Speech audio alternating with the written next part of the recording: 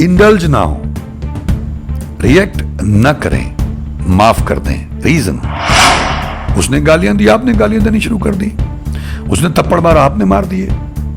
वो आपका बुरा करता, आप उसका बुरा करने की स्कीम बनाते रहते हैं। तो वो तो डूबा है, वो डूब रहा है। उसने पहले बुरे कर्म किए थे, अब बुरे कर रहा है, आगे और उसको बुरा मिलेगा। उसकी डिमोशन तय है। लेकिन आपने उसमें अपनी हुक फंसा ली, तो वो जो उसका वेट है, वजन है पाप कर्मों का, वो जो बैगेज है उसका, वो आपको भी नीचे की तरफ ले जाना शुरू कर देगा। तो आपने उसको माफ उसके लिए नहीं करना है, आपने उसको माफ अपने लिए करना है, ताकि मैं तैर सकूं, ताकि मैं उड़ान भर सकूं, ताकि मैं ऊपर उठ सकूं, ताकि मैं अपनी अवस्था ऊंची उठा सकूं। ये बात अगर समझ में आती है तो माफ कर दीजिएगा। मैंने कहा कि एक आदमी है, मैं इतना गुस्से में था, पगलाया हुआ था कि मुझे वो आदमी धरती पे नहीं चाहिए, उसका कुछ कलपुर्जा नहीं मिलना चाहिए। ये पाप का रास्ता है। मैं सारी जिंदगी ईश्वर के सामने नाक रगड़ता, माफिया मांगता मर जाऊंगा। घोर पाप है। मानव हत्या सबसे बड़ा पाप है। मैं इसको डायरेक्ट मैसेज ईश्वर की तरफ से मानता हूं कि जो मैं प्रार्थना कर रहा था उसी का जवाब था कि एक बार ईश्वर से किसी ने पूछा कि आप सबसे ज्यादा प्यार किसको करते हो, तो ईश्वर ने जवाब दिया, उसको जो बदला लेने की ताकत तो रखता हो मगर फिर भी माफ कर दे। मैंने अपने दोनों हाथ ऊपर उठाए और मैंने कहा, प्रभु अगर ये बात है तो मैंने उसको 100 बार माफ किया। अगर आप किसी को माफ करते हैं तो उसका आप रिवॉर्ड देखिए, अल्टीमेट है। तुम क्यों उसमें इंडल्ज होना चाहते हो रिएक्ट करके? तुम क्यों अपनी कुंडी फंसाना चाहते हो? तुम क्यों अपने आप को नीचे डुबोना चाहते हो? तुम क्यों अपने आप को उस उड़ान से वंचित रखना चाहते हो? गुस्सा क्या है? देखिए, कहना आसान है, करना मुश्किल है, लेकिन ये फैक्ट है। गुस्सा क्या है? किसी और की गलती की सजा अपने आप को देना। ये कहना बड़ा आसान है, करना बड़ा मुश्किल है। तो निमित्त बन के लड़िए युद्ध आप। अगर आप निमित्त बन जाते हैं, क्रोध नहीं आना चाहिए, ईर्ष्या नहीं होनी चाहिए, बदला लेने की भावना, दुर्भावना भी नहीं होनी चाहिए, फिर आप युद्ध लड़िए। मंगल ढिल्लोन चैनल एक ऐसा चैनल जो आपका जीवन बदल सकता है, जैसे अब तक बहुतों का जीवन बदल चुका है। मंगल ढिल्लोन चैनल। अगर हमने रिएक्ट किया तो इसका मतलब हमने उसकी गाली को स्वीकार कर लिया। रिएक्ट नहीं किया तो वो गाली उन तक ही रह गई। तो कहने हमने तो उनकी गालियों को स्वीकार ही नहीं किया, हमने रिएक्ट नहीं किया, तो गालियां तो उनके पास ही रह गई। तो इसलिए इसमें निराशा की या नाराज होने की क्या बात है? इसी तरह से जब हम रिएक्ट करते हैं तो हम इन्वॉल्व होते हैं। जब हम इन्वॉल्व होते हैं, इंडल्ज होते हैं, हम फंस जाते हैं, इस संसार में भी उस संसार में भी, क्योंकि वो तो डूब रहा है। उसने जो भी कर्म किए, क्रूर है वो, दुष्ट है वो, और वो बार बार इस तरह की हरकत आपके साथ करता है। एक, उसको अवॉइड करें, इंडल्ज ना हो, रिएक्ट न करें, माफ कर दें। रीजन, अगर आपने अपनी कुंडी फंसा ली, हुक फंसा ली, यानी इंडल्ज हो गए, आपने रिएक्ट किया, उसने गालियां दी, आपने गालियां देनी शुरू कर दी, उसने थप्पड़ मारा, आपने मार दिए। वो आपका बुरा करता, आप उसका बुरा करने की स्कीम बनाते रहते हैं, आप इंडल्ज हो गए। तो वो तो डूबा है, वो डूब रहा है। उसने पहले बुरे कर्म किए थे, अब बुरे कर रहा है, आगे और उसको बुरा मिलेगा। उसकी डिमोशन तय है। लेकिन आपने उसमें अपनी हुक फंसा ली, गुस्से में, क्रोध में, ईर्ष्यावश, बदला लेने के लिए, उसको दंड देने के लिए। तो वो जो उसका वेट है, वजन है पाप कर्मों का, वो जो बैगेज है उसका, वो आपको भी नीचे की तरफ ले जाना शुरू कर देगा। आप फ्लोट नहीं कर सकते, आप तैर नहीं सकते, आप उड़ान नहीं भर सकते। उड़ान भरने के लिए आपको वो हुक निकालनी होगी। अब ये बात अगर समझ में आ जाए, जैसे मैंने भगवान बुद्ध जी की बात की, माफ कर देने से बड़ा कोई शस्त्र नहीं है, तो आपने उसको माफ उसके लिए नहीं करना है, आपने उसको माफ अपने लिए करना है, ताकि मैं तैर सकूं, ताकि मैं उड़ान भर सकूं, ताकि मैं ऊपर उठ सकूं, ताकि मैं अपनी अवस्था ऊंची उठा सकूं। यह बात अगर समझ में आती है तो माफ कर दीजिएगा। मुझे मेरे जीवन में, क्योंकि मैं बार बार अपने जीवन के एग्जाम्पल देता हूं कि बात पकड़ में आए, मेरे ही दुष्ट भाई ने चुनौतियां देनी शुरू कर दी थी कि मैं उसके चीथड़े उड़ा दूंगा, और उसने पब्लिकली कहना शुरू कर दिया था, कुछ 4 गुंडे बदमाश जुटा लिए थे कि अगर इंदिरा गांधी, राजीव गांधी, बेअंत सिंह के चीथड़े उड़ा जा सकते हैं तो मंगल ढिल्लों क्या चीज़ है, अगर यहाँ आएगा तो मैं उसके चीथड़े उड़ा दूंगा। उसकी रिकॉर्डिंग्स है मेरे पास, जिन लोगों के पास उसने एफिडेविट्स हैं जहाँ उसने ये बातें कही। दारू पीना और उल्टे सीधे काम करना, हर तरह के नशे करना, बदमाशों के साथ रहना, ये उसके लिए आम बात थी। जब इस तरह की चुनौतियां उसने करनी शुरू कर दी, वो आदमी ने जो मेरे सामने खड़ा होके एक सेंटेंस प्रॉपरली बोल नहीं सकता था, जिसकी मैंने कई तरीके से जगह जगह मदद की थी, उसको बचाया भी था, वो आदमी मेरे बारे में ऐसी बातें कर रहा था। ये पुरानी बात आपको बता रहा हूं, लगभग इस बात को हो गए होंगे 15 साल, लगभग 2008 के आसपास की बात है ये, तो देख लीजिए कितने साल हो गए। तो 14-15 साल हो गए होंगे। तो मैं क्रोध में आ गया, हालांकि मैं इस राह पे था लेकिन पूरी तरह से नहीं था। बहुत गुस्से में आ गया मैं, और मैंने सोचा कि यह आदमी मुझे इस संसार में नहीं चाहिए। मैंने किससे संपर्क किया, उस वक्त मुझे ये पता चला कि जो हमारा इंटेलिजेंस है उनके कनेक्शन कहां कहां हैं, किन किन क्रिमिनल्स के साथ जो हायर लेवल के हैं। मतलब मैं दंगी रह गया ये जानकारी हासिल जब मुझे हुई। तो एक सज्जन थे बहुत हायर लेवल पे, सेंट्रल गवर्नमेंट में बहुत हाईएस्ट लेवल पे मैं कहूँ तो थे, सिक्योरिटी में।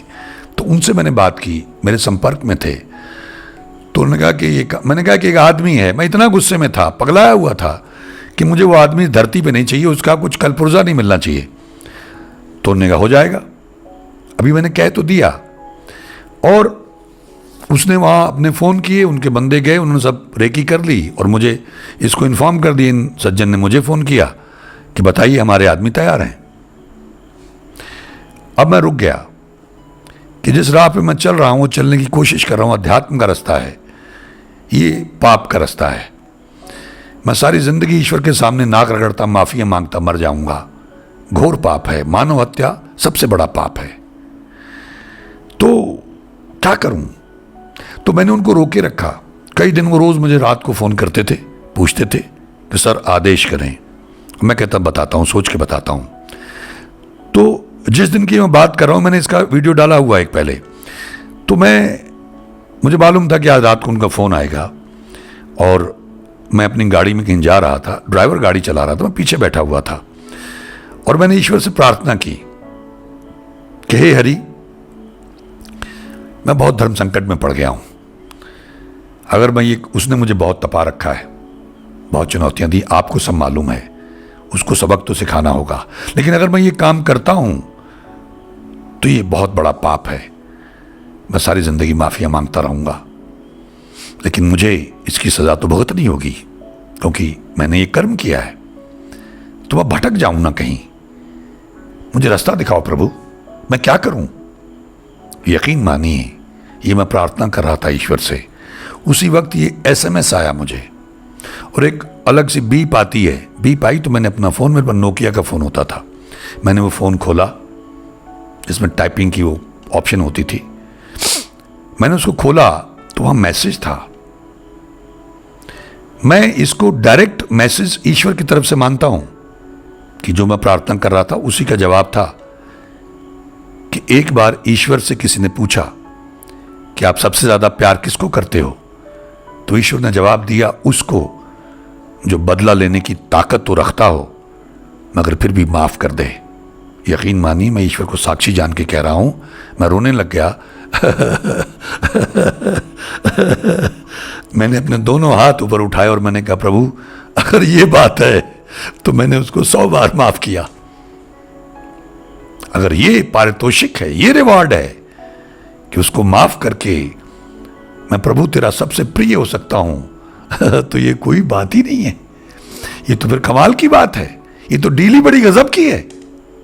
अब देखिए, अगर आप किसी को माफ करते हैं तो उसका आप रिवॉर्ड देखिए, अल्टीमेट है, आप ईश्वर के सबसे प्रिय हो सकते हैं।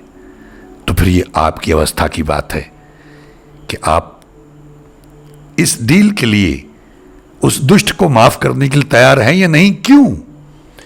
क्योंकि सजा देने वाला तो ईश्वर, अल्लाह, गॉड, वाहिगुरु है, हम नहीं हैं। उसको मालूम है जब उसका समय आएगा तो उसको सजा मिल जाएगी। तुम क्यों इंचार्ज बनना चाहते हो? तुम क्यों उसमें इंडल्ज होना चाहते हो? रिएक्ट करके तुम क्यों अपनी कुंडी फंसाना चाहते हो? तुम क्यों अपने आप को नीचे डुबोना चाहते हो? तुम क्यों अपने आप को उस उड़ान से वंचित रखना चाहते हो? ये मैं हम संसारी जीवों के लिए बात कर रहा हूं कि सांसारिक तौर पे जो हमारे घरों में, आस पड़ोस में, दफ्तर में जो प्रॉब्लम चलती रहती हैं, मैं उनके लिए बात कर रहा हूं। वो बातें युद्ध की उस लेवल पे, उनका लेवल अलग है। देश के लिए अगर कोई हमला करता है, युद्ध करना पड़ता है अपनी आबरू बचाने के लिए, अपने वतन के लिए, अपनी धरती माता के लिए, तो वो अपनी सुरक्षा के लिए युद्ध जायज है। आप आक्रमणकारी नहीं हैं, आप अपनी सुरक्षा के लिए लड़ रहे हैं। उसमें अगर किसी की मृत्यु होती है तो वाजिब है, लेकिन आप कुंडियां नहीं फंसा रहे हैं।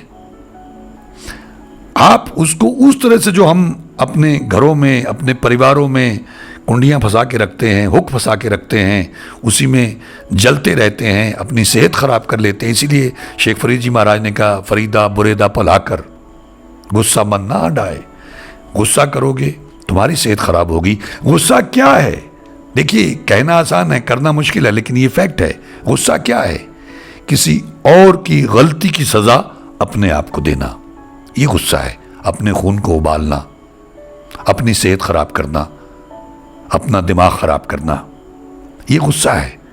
तो जो 5 है, 5 बेखादी, काम, क्रोध, लोभ, मोह, अहंकार, उनमें से एक बेखादी ये है, क्रोध।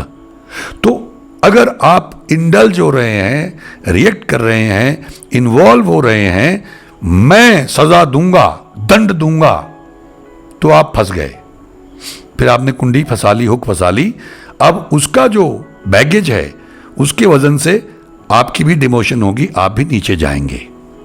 अगर आपकी वो अवस्था और आपको ये मालूम हो गया कि इसका रिवॉर्ड क्या है, अल्टीमेट, ईश्वर के सबसे प्रिय, मैंने उसको माफ कर दिया। पुलिस स्टेशन में भी कई बार ऐसी नौबत आई, पंचायत में मैंने ये बातें कही हैं, वहां भी। और एक देखिए, ये मैं एक एग्जांपल दे रहा हूं, मैंने इसकी एग्जांपल भी एक वीडियो में दी हुई है। आई एम सॉरी, ये वीडियो फिर से लंबा हो रहा है। एक फकीर का मैंने दिया था कि वो जलेबी खा के और दही के साथ में खा के, पानी, बारिश हुई है उसमें, दुकानदार ने उसको दे दिया। फकीर ऐसे पाँव मारता मस्ती में जा रहा है, छींटे पड़ गए किसी की बीवी के ऊपर, नई नई शादी हुई थी, तो उस आदमी ने उसके थप्पड़ मार दिया, वो पानी में गिर गया। तो उसने ईश्वर की तरफ देखा कि वाह मौला वाह, कभी तो जलेबियाँ और दही खिलाता और कभी तो थप्पड़ खिलाता है, तेरी मर्जी है। और कह के निकल गया हंस के वो। और वो आदमी गया घर, सीढ़ियाँ चढ़ने लगा, फिसल गया, गिर के मर गया। लोग दौड़े, क्या हुआ क्या हो रहा, चिल्लाने लग गई। ने उस फकीर के थप्पड़ मारा, उसने बद्दुआ दी, उसको पकड़ के लाए, कहा तूने बद्दुआ? मैंने बद्दुआ नहीं दी है। मैंने बिल्कुल, मैं क्यों दूंगा बद्दुआ? फिर लोगों ने उसको जोर डाला, उसने कहा नहीं भाई। फिर आखिर जब बहुत जोर डाला, उसने कहा देखो भाई, मैंने कीचड़ इस आदमी पे तो नहीं डाला था ना, इसकी ये पत्नी है या इसकी महबूब होगी, मैंने इस पे छींटे पड़ गए तो गुस्सा इसको आया ना, इसने थप्पड़ मेरे मारा तो वो हमारा जो मालिक है, वो जो हमारा खसम है, उसको गुस्सा आ गया हो तो उसमें मैं क्या कर सकता हूं? उसने इसको दंड दिया है तो मैं क्या कर सकता हूं? तो इसी तरह से एक मेरे साथ किसी ने हाथापाई की, मुझे गाली भी दी मेरे घर में आके, उसी दुष्ट भाई, कारण वही था। मैंने उसको कुछ नहीं कहा, पंचायत भी हुई, थाने में भी गए, वहां उसने मेरे साथ बदतमीजी की, मैंने वहां भी उसको कुछ नहीं कहा। पुलिस इंस्पेक्टर ने मुझे साइड में ले जाए, कहा कि उसने बड़ी भद्दी भाषा इस्तेमाल की थी कि आप इन मूर्खों के चक्कर में कहाँ फंस गए, आप वापस बंबई जाइए, ये सब धूर्त लोग हैं। खैर, उसके बाद पंचायत हुई, उसमें कहा बदला लेना चाहते हो? नहीं, बदला नहीं लेना चाहता हूं। मैं कौन होता हूं बदला लेने वाला? मेरा रिश्ता उससे है, दंड देने वाला वो मालिक है। जैसे मैं कहता हूं ना, अवस्थाओं की बात है। आपकी अवस्था क्या है? बस जो बड़े बड़े संत महापुरुष संसार में, हमारी तो कोई औकात भी साथ नहीं है, हमको तो कुछ आता नहीं है। तो उन्होंने जब कभी ऐसी नौबत आई तो माफ किया। गुरु अर्जन देव जी महाराज गर्म तवे पे बैठे हुए हैं, साईं मियां मीर कह रहे हैं आप इशारा करें, मैं सारी सल्तनत को राख कर दूंगा 1 मिनट में। लेकिन अवस्था बहुत ऊंची थी, कोई तरमीम नहीं चाहिए। तेरा पाना मीठा लागे, मैं तेरी रजा में राजी हूं। अगर चौर करने वाले हाथ उसके हैं तो फिर चूल्हे में लकड़ियां लगाने वाले या सिर पे गरम रेत डालने वाले हाथ भी उसी मालिक के हैं। तेरा पाना मीठा लागे, ये अवस्था की बात है। साईं मियां मीर जी की बहुत ऊंची अवस्था थी, लेकिन उनसे भी ऊंची अवस्था गुरु अर्जन देव जी महाराज की थी, क्योंकि फिर वो दया की बात कर रहे हैं, तबाही की बात, बदले की बात नहीं कर रहे हैं। कर सकते थे, यही चुनौती है, यही चैलेंज है। जीसस क्राइस्ट का मैं जिक्र करता हूं हमेशा, वो गॉड से, ईश्वर से कहते उनके बेटे थे, क्या गॉड देख नहीं रहे थे? यही चुनौती है। हे हरि, ने माफ कर देना, ने मालूम नहीं क्या कर रहे हैं, यही चैलेंज है, यही अवस्था की बात है। तो डिपेंड करता है कि हमारी अवस्था क्या है, डिपेंड करता है कि उस मालिक ने हमें किस लिए भेजा है। गुरु गोविंद सिंह जी महाराज दुष्ट दमन तब किया था उन्होंने, उनको भेजा गया था, मैं हूं परम पुरुष को दासा, देखना आयो जगत तमाशा। डिटैचमेंट के साथ में 2 जवान बेटे शहीद करा के आए, कोई रिमोर्स नहीं, कोई शिकायत नहीं, फिर भी उससे मोहब्बत है। उसकी मोहब्बत में उन्होंने ये शब्द उच्चारण किया वहां उस अवस्था में। तो ये हमको समझना होगा। हम लोग, हमारी कोई औकात भी साथ नहीं है, हमारा कोई लेवल ही नहीं है, लेकिन हम डिस्कशन करने लग जाते हैं, चर्चाएं, दलीलें देने लग जाते हैं। ठीक है, सबकी अपनी अपनी अवस्था है, अपनी अपनी सोच, अपना अपना नजरिया है, लेकिन ये पैरामीटर है। आप तय कर लीजिए, आपको डिमोशन करवानी है, आपको नीचे जाना है, उड़ान नहीं भरनी है, तैरना नहीं है, हल्के नहीं होना है, उसका रूप नहीं होना है, जीते जी मुक्त नहीं होना है, तो लीजिए बदला, करिए जेलसी, दीजिए दंड, बनिए इंचार्ज। लेकिन अगर आपकी अवस्था बन जाती है तो आपको किनारा करना होगा, आपको पलायन करना होगा, आपको इग्नोर करना होगा, क्योंकि दंड देने वाला वो मालिक है, वो सब देख रहा है, सब तो रिकॉर्ड हो रहा है। बल्कि वो दया के पात्र हैं, जो वो बो रहे हैं उनको काटना पड़ेगा। आप तो बचिए, आपने क्यों इन्वॉल्व होना उसके साथ में, बुरा बोने में शामिल क्यों होना है? हमको ही काटना पड़ेगा, उसका ही कुछ ना कुछ बन के हमको फिर जन्म लेना पड़ेगा। हम तो आजाद होना चाहते हैं, अल्टीमेट फ्रीडम चाहिए हमको, जन्म मरण से मुक्ति चाहिए हमको। उसके लिए तो फिर आपको यही एक तरीका है, माफ कर दिया। अगर मैंने किसी का बुरा किया, मैंने पहले के एपिसोड में कहा, तो माफी मांग ली। जिसने हमारा बुरा किया उसको माफ कर दिया, खत्म किया हिसाब, खाता क्लियर किया। जब तक खाता क्लियर नहीं होगा तब तक जन्म मरण से छुटकारा नहीं मिलेगा, आते रहना पड़ेगा, कभी बदला लेने के लिए और कभी जो उसके साथ हमने बुरा किया उसकी भांजी उतारने के लिए। जैसे बकरे ने बोल के कहा था भक्त सदना जी से कि आज हमारा हिसाब बराबर है, आज अगर पता नहीं कितनी बार तुमने मुझे काटा, मैंने तुम्हें काटा, लेकिन आज अगर तुमने मुझे काटा तो अगली बार तैयार रहना, मुझे तुमको काटना पड़ेगा। और भक्त सदना जी संत हो गए, उनके जीवन का कायाकल्प हो गया। ये बातें हमारी समझ में आनी चाहिए। ये बड़ी महान उदाहरण है हमारे सामने, एग्जाम्पल्स है हमारे सामने, ये दृष्टांत है हमारे सामने। तो अगर आपको लगता है कि आपने बदला लेना है, दंड देना है, तो ठीक है दीजिए, लेकिन मैं इसके हक में नहीं हूं। हम उन महापुरुषों के साथ में, एक तरफ गुरु अर्जन देव जी जीसस क्राइस्ट हैं, गुरु गोविंद सिंह जी महाराज हैं, गुरु तेग बहादुर साहब हैं। वो क्या नहीं कर सकते थे? सिर कलम कराया उन्होंने। उनको क्या बांटना था औरंगजेब के साथ? वो कश्मीरी ब्राह्मणों का मसला था, लेकिन दुनिया में ऐसी एग्जाम्पल नहीं मिलती है। किसी और के धर्म का मसला हो, उनको तो कुछ कह नहीं रहे थे वो, लेकिन उनके लिए, उनके जनेऊ और तिलक के लिए उन्होंने अपना सर कलम करवा लिया। ऐसी मिसाल संसार में परमार्थ की मिसाल मिल ही नहीं सकती, है ही नहीं कोई। तो हम लोग जब भी कभी इस तरह की डिस्कशन में पढ़ें, ये चर्चा करें, तो इस बात का ध्यान जरूर रखें कि हमारा लेवल क्या है, हमारी अवस्था क्या है। उन्होंने जो कर दिखाया, उनको भेजा गया परम पुरुष की तरफ से, उस ईश्वर की तरफ से। उन्होंने अपनी भूमिका बाखूबी निभाई। क्या हम उनके पद चिन्हों पे चल सकते हैं? हमारे बच्चे को कुछ हो जाए, देखिए हमारी क्या हालत होती है। हमारे परिवार में किसी को कुछ हो जाए तो उनको तो सारा परिवार ही, मां कहीं छोटे बच्चे, छोटे छोटे बच्चे दीवारों में चिनवा दिए गए। जब उनको खबर मिली तब भी उनका रिएक्शन क्या था? तेरी अमानत थी मालिक, तुझे सौंप दी। ये हमारी क्या तुलना है, हमारी क्या औकात है? हम तो उनके चरणों की धूल का जर्रा भी नहीं है। तो इसलिए हमने ये तय करना है, जहां दंड देने की बात आए या माफ कर देने की बात आए, कि हम क्या चाहते हैं जीवन में। मोक्ष, मुक्ति, आवागमन से छुटकारा, उड़ान भरना चाहते हैं, जीते जी मुक्ति, फिर तो माफ कर देना और माफी मांग लेना, अवॉइड करना, बचना। लेकिन अगर आपकी वो अवस्था है कि आपको जिम्मेदारी दी गई है, आप निमित्त बन चुके हैं, ये कहना बड़ा आसान है, करना बड़ा मुश्किल है, तो निमित्त बन के लड़िए युद्ध आप। अगर आप निमित्त बन जाते हैं, क्रोध नहीं आना चाहिए, ईर्ष्या नहीं होनी चाहिए, बदला लेने की भावना, दुर्भावना भी नहीं होनी चाहिए, फिर आप युद्ध लड़िए। उसके खेल को समझते हुए, जो सबसे बड़ा खेला है उसका, उसकी सबसे बड़ी स्क्रिप्ट को समझते हुए कि हम इसमें किरदार हैं और मुझे अपनी भूमिका निभानी है और मुझे मालिक ने ये रोल दिया है, लेकिन बिना किसी मैलिस के, बिना किसी नाराजगी के, बिना किसी क्रोध के युद्ध लड़िए। जैसे गुरु हरगोबिंद जी महाराज ने करके दिखाया, गुरु गोविंद सिंह जी महाराज ने करके दिखाया, गुरु तेग बहादुर साहब ने, गुरु अर्जन देव जी महाराज ने करके दिखाया।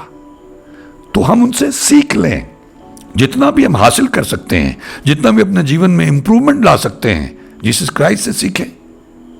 और भी ऐसे युद्ध इस दुनिया में हुए हैं। भगवान कृष्ण ने, कहीं आपने देखा उनको गुस्सा आया हो?